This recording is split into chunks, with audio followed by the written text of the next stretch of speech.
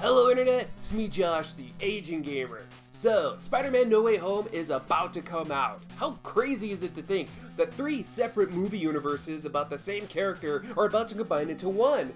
That's amazing, spectacular, sensational even. Spider-Man is one of my favorite superheroes, and it's pretty cool to think that there's been so many Spider-Man movies in the past 2 decades. Everyone can argue which version of Spider-Man is their favorite, but as for myself, I mostly enjoyed just seeing how they'll adapt new villains to cinema form. Throughout the Spider-Man films, we've seen the likes of Green Goblin, Dr. Octopus, Sandman, Electro, the Lizard, Vulture, Shocker, Mysterio, Rhino, Venom, Carnage, and to a very far extent, Kingpin. And we'll see a handful of these characters return in this new movie too. And to think, there's still a bunch of other Spider-Man villains who have yet to make their movie debuts.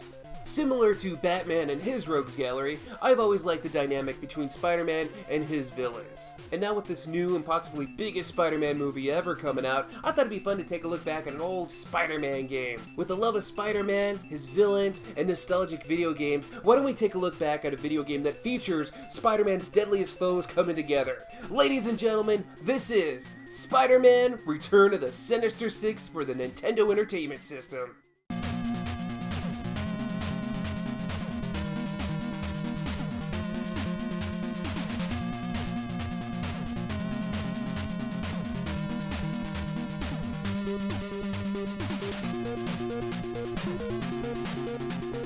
Spider-Man Return of the Sinister Six is loosely based off Amazing Spider-Man issues 334 through 339, from the story with the same name.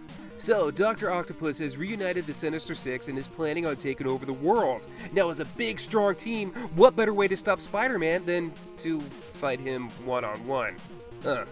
Well, our first stage is against Electro. Oh god, these graphics. Ugh.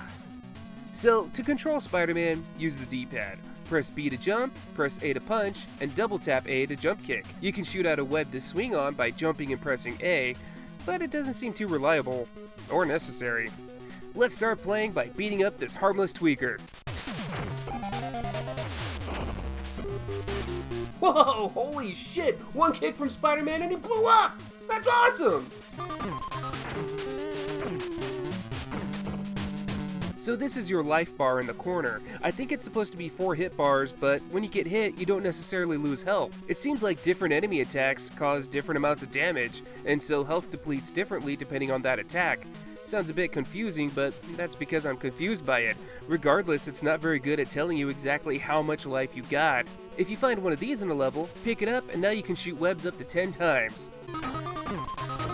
A helpful hint about enemies is that if you kill a few of them, they'll slowly refill your life. You'll want to defeat as many as you can too, since that's the only way to get more health. Seriously, there's no health pickups and you don't even recover between stages. That's a load of shit. Who made this game? Hey, Bit Studios. Fuck you. Anyway, back to the level. It's pretty straightforward. Move ahead while fighting off enemies and jumping over these dastardly placed fences. The second part of the stage has us in a power station, which again is pretty straightforward. Beat this guy up in front of the locked door to get the key to unlock that locked door. What a dilemma. Now let's fight Electro.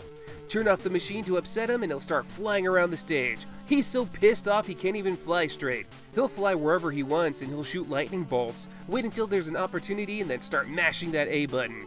Let's send this fool back to jail. Or not. Was it just Batman that had that no-killing rule? Because that was straight up murder. Sandman appears with a fist of fury. No one fists Spider-Man. Let's hunt him down in this toxic waste dump. There's bad guys and rats everywhere. There's also one of the most common hazards you'll see in early 8-bit and 16-bit video games. Drips! Oh god, these leaks are dangerous! Run, Spider-Man! This level isn't exactly a maze, but if you're not paying attention, you'll miss a dynamite and detonator that you'll need to continue. Don't!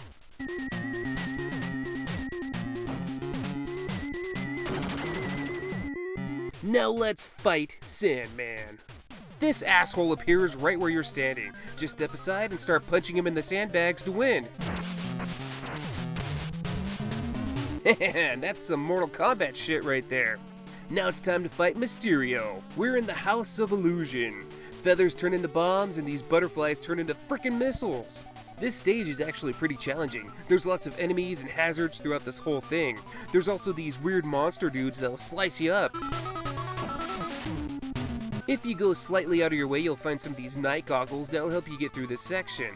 One of the hardest parts in this level is trying to get to that boss door without being torn to shreds by these guys. Well, go for it, Spidey! Yeah, I made it! And there's Mysterio! Hiya! Hiya! Hiya! I killed him! Let's go and... Oh, it's one of those kill the fake ones until you find the real one type deal. Well, good thing none of them are too hard. And Spider-Man must have a soft spot for Mysterio because he doesn't blow him up into a million pieces when he defeats him. Now let's get Vulture. Spider-Man? What are you even doing exactly? So this level can be tough too, probably the toughest in the game. Vulture keeps swooping in and he'll throw bombs down at you. There's already bombs that fall down too, so it's really dangerous. Tiptoe your way towards the end and we'll have a rooftop battle with Vulture. He'll keep swooping by, but he'll occasionally land a fight.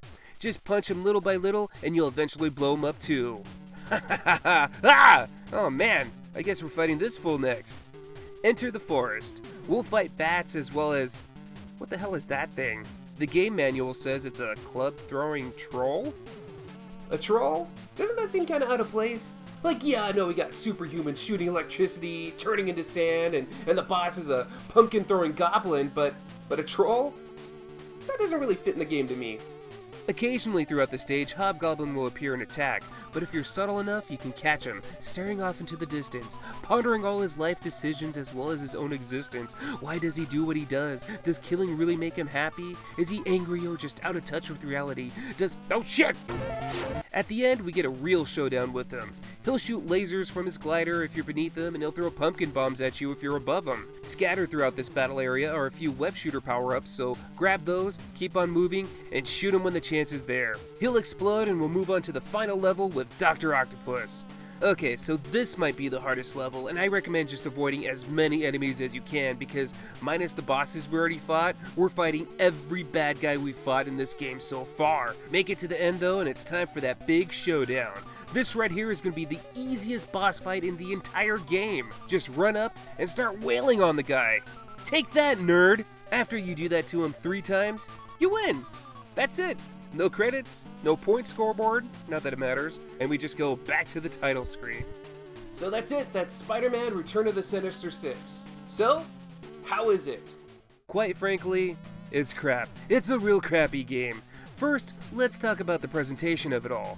The level art is pretty cool, but the actual graphics are awful, especially considering this game came out in 1992. I would have guessed its release was like 87 or so, but 1992? A year after the Super Nintendo was already out?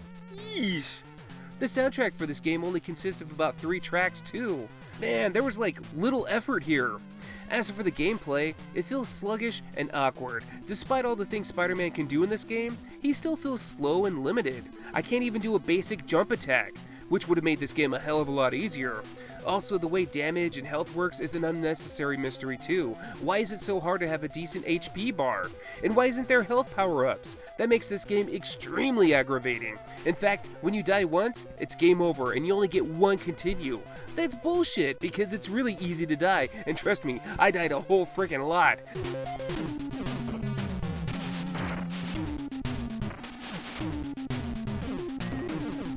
Sometimes it's just way too easy to get completely demolished by a single enemy. You know how aggravating it is to know that you only have 2 lives to beat this game? And then if you lose, you have to start from the very beginning? Screw that! Every level I played, I had to play it slow just to make sure I didn't risk losing any life. But you know what? You know what the best way to play this game is? To simply not. But those are just my opinions. What do you guys think? Let me know in the comments below. If you like this video, give it a like. If you want to make sure you don't miss out on future videos, go ahead and hit that subscribe button too. I thank you guys for watching, and I'll see you all in the next one. Hope the movie's awesome. Take it easy.